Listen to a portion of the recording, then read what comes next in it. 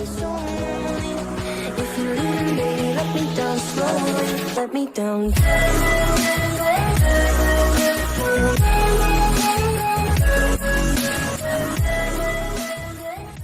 Boris Johnson must go on trial for lying and misleading in Brexit campaign, judge orders. Boris Johnson is to go on trial for allegedly lying and misleading the British public about the consequences of Brexit. A judge summons the Conservative MP to appear in court after a member of the public launched a private prosecution over claims EU membership was costing the UK £350 million a week.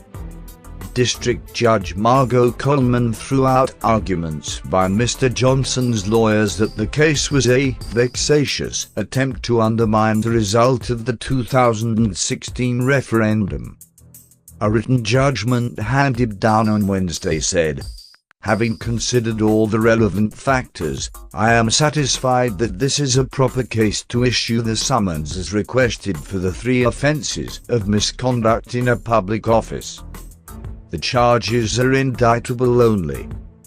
This means the proposed defendant will be required to attend this court for a preliminary hearing, and the case will then be sent to the Crown Court for trial." Mr. Johnson denies misconduct in a public office, which carries a maximum sentence of life imprisonment. Marcus Ball, 29, raised more than £200,000 through crowdfunding campaigns in order to lodge a private prosecution against Mr. Johnson. A Westminster Magistrates' Court hearing earlier this month heard that the former Foreign Secretary used the platforms and opportunities offered to him by virtue of his public office to endorse claims that EU membership was costing the UK £350 million a week. Lewis Power QC, a lawyer representing Mr. Ball, told the court Mr. Johnson had deliberately misled the public during the EU referendum campaign and then repeated the statement during the 2017 general election. Wow, you can go to court for misconduct in a public office. I say this as 2 Australian politicians bought imaginary water from a company in the Cayman Islands to the cost of $80 million to the taxpayer. They got re-elected. Misconduct in a public office carries a maximum sentence of life imprisonment. Wow! The United States needs this law ASAP. End fossil fuel subsidies, and stop using taxpayers' money to destroy the world, UN Secretary-General Antonio Guterres told the World Summit of the R20 coalition on Tuesday. The idea that subsidizing fossil fuels is a way to improve people's lives could not be more wrong, said the UN chief in the Austrian capital, Vienna. Because it means spending taxpayers' money to boost hurricanes, to spread droughts, to melt glaciers, to bleach corals, to destroy the world. Mr. Guterres went on to call for the decarbonization of urban infrastructure, a halt to coal plants, and the promotion of sustainable consumption and production. In short, we need a green economy, not a grey economy. Financing a post-carbon society.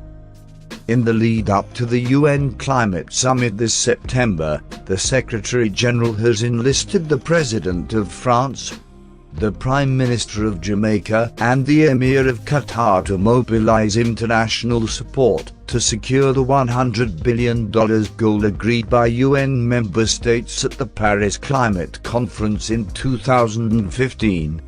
Necessary for advancing climate mitigation and adaptation in the developing world. Investors need to stop financing pollution, scale up green ventures and increase lending for low-carbon solutions, he insisted, adding that the private sector and investment communities must support a bold and ambitious climate agenda, because climate action is not only good for people and the planet, it can also be good for business. Why does it even need subsidies? It's a multi-billion-dollar business.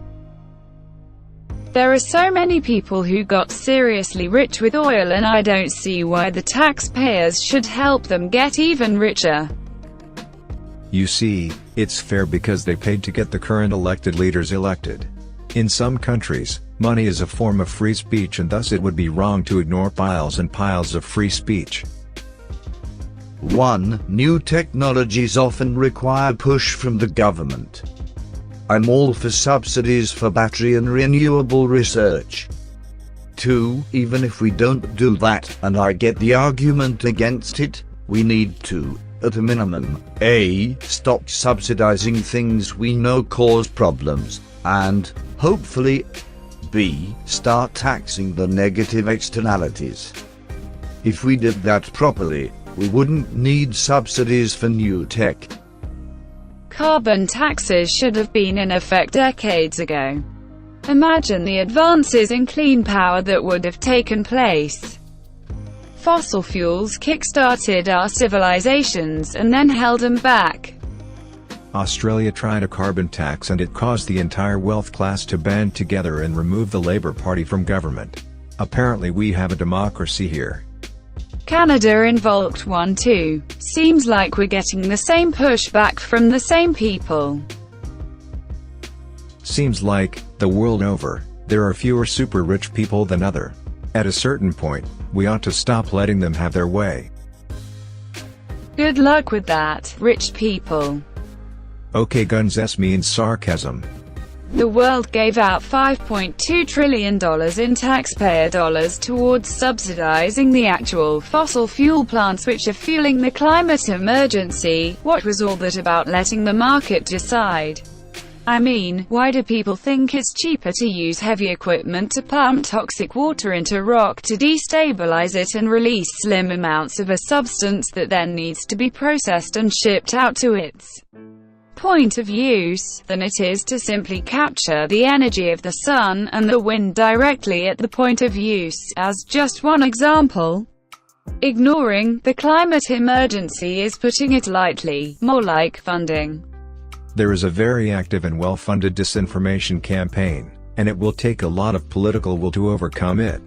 But public support is greater than we tend to think, and if we all do our part, we can see the benefits. Direct fossil fuel subsidies in the US is probably in the order of $20 billion each year, Forbes. We are being played by the players who created the game, and they are so far ahead that they literally get to invent new rules, like a game of Gnomic. Thing is, they are also playing themselves, because in the end their own behavior will cause their own deaths as well. But they don't care, they can't care, because they are gambling addicts. And they will keep playing until everything is down to zero, regardless of who gets caught in their suicidal house fire together with them. A woman jailed in Iran for 1 year for removing her hijab in public to protest against the country's Islamic dress code has been released early. A woman jailed in Iran for 1 year for removing her hijab in public to protest against the country's Islamic dress code has been released early, her lawyer said Tuesday. Vida Mujahidi was summoned by prison authorities on Sunday evening and told that her sentence had been commuted, and combined with some accumulated furlough she was free to go. Payam Darafshan told AFP. Mujahidi, who is in her mid-20s, was arrested in October after removing her hijab from her head at Tehran's Engelab Square. She was charged with encouraging corruption and debauchery and sentenced by a court in Tehran to 12 months in prison on March 2, Darafshan added. The lawyer said Mujahidi had stated her opposition to the compulsory hijab and that she wanted to express her opinion in a civil protest. Under the Islamic dress code, women can only show their face, hands and feet in public and are supposed to wear only modest colors. Mujahidi has staged protests in the past. In December 2017, She stood on a pillar box on Hijab Avenue without the mandatory long coat and raised her white veil on a stick. Hijab means revolution in Farsi, and the square and avenue are among the busiest areas in the capital. Hadith's move sparked similar protests by other women, including some at the same spot, and they soon won recognition as Dokhtaren Hijab, or the Girls of Revolution Street. Like other women who copied her, she was arrested, but she was only fined for her first protest. She was charged with encouraging corruption and debauchery. Ah yes, female hair is after all well known for triggering spontaneous drug and alcohol-fueled orgies when exposed to sunlight. It was a crowded area, too. How irresponsible. To be fair, every drug and alcohol-fueled orgy I've ever seen has had female hair in it. I love that people are arguing over which country makes more sense to go to war with, like they're comparing nutrition facts on different labels. You really know you're a superpower when you're weighing your options for which war to start. How about don't go to useless wars, lol. Maybe stop getting innocent young people killed on both sides for no reason, which leads to more uneducated hate from survivors and future generations. This is so beeping stupid. Edit. Sorry that this comment got popular. I understand it's not the topic of the post. I was responding mostly to just what I was seeing in the comments. Thanks for the gold though. I had a good friend from Iran. She told me a story about how one day, her father walked in on her praying and was like, "What are you doing?" She told him that she was praying because that's what they had to do. Her father laughed and told her that's only what the government says you have to do. In your own home, you could do what you wanted. She told me about how her experience was so similar to a lot of people her age, born around 1985, and that whatever the outward face of Iran was, the majority of the people were very relaxed and normal. The whole Islamic thing was all for show, and whilst people might go out and act as the government wanted them to in public, private life is very different. After I lived in Qatar for 3 years, I saw examples of the same thing.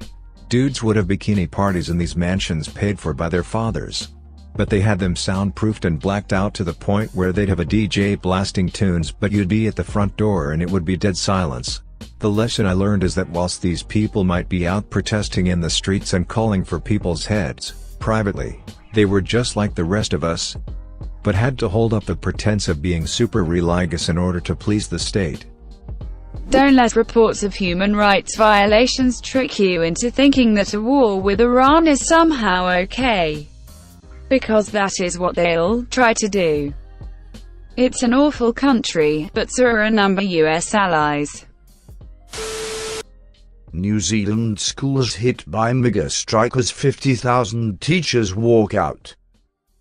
More than 50,000 primary and high school teachers have gone on strike in the biggest industrial action ever seen in New Zealand schools. Since the Labour coalition government took power in late 2017, teachers have held 3 strikes calling for pay rises, better working conditions, and more respect for their profession. But Wednesday's one-day strike is the first time primary and high school teachers have united in action, dubbing Wednesday's protest a mega-strike. The protesters have so far turned down 3 pay rise offers from the government of 3%, and say they want 15% or more to continue their work. But the government says it has no more money to give. Callie Oliveira, a primary teacher at Gladstone Primary in Auckland, said the strike was a last resort. Oliveira has been a teacher for more than 20 years and said burnout was becoming commonplace. If the teacher's demands were not met, she would be forced to quit and work in the private sector. "We don't take striking lightly," Oliveira said. "Teachers are overwhelmed and we don't have time to teach. That is a huge struggle. and there is a huge crisis in New Zealand in terms of a teacher shortage. We want the government to invest in the future of teachers and the country's children. We are sick of band-aid solutions. More than 700,000 children have been affected by the strike, with many parents forced to take time off work or take children to work with them. Some local recreation spaces such as libraries and swimming pools were running programs for children, while others were joining their parents in the protests. The Labour coalition government has been forced to recruit teachers from the UK and Australia to stem the shortfall. But many classrooms were still short of teachers, with principals forced to take over classrooms, or schools begging retired teachers to come back. Education Minister Chris Hippins warned teachers to expect disappointment, as the government had already offered the highest pay rise possible. The opposition National Party said the strike was causing disruption to parents and carers nationwide, as many city streets were closed by the strikers. The action would unfairly hit low-income families who could not afford child care, says Nikki Kay, national spokeswoman on education issues. National supports shifting the bargaining parameters around teachers' pay and workload, and we've called on the Prime Minister and Minister of Finance to intervene, said Kay. We do not believe this will be resolved by the government sticking its head in the sand.